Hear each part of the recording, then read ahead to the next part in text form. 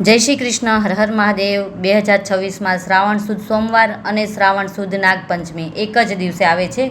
તો આ દિવસે ભોળાનાથ અને નાગદેવની પૂજા માટે બ્રહ્મ મુહૂર્તનો સમય છે વહેલી સવારે લગભગ 4:30 થી 5:15 સુધી. આ સમય મનુષ્યને મંત્ર જાપ અને ધ્યાનમાં બેસવા માટે સૌથી ઉત્તમ છે. પરંતુ હા, ભૂલથી પણ આ સમય દરમિયાન ક્યારેય પણ ભગવાનની મૂર્તિ પર જળ કે દૂધથી અભિષેક ન કરવો. મુખ્ય પૂજાનું મુહૂર્ત છે સવારે 6:15 થી 8:30 સુધી અને અભિજીત મુહૂર્ત છે બપોરે લગભગ 12:15 થી 12:50 સુધી.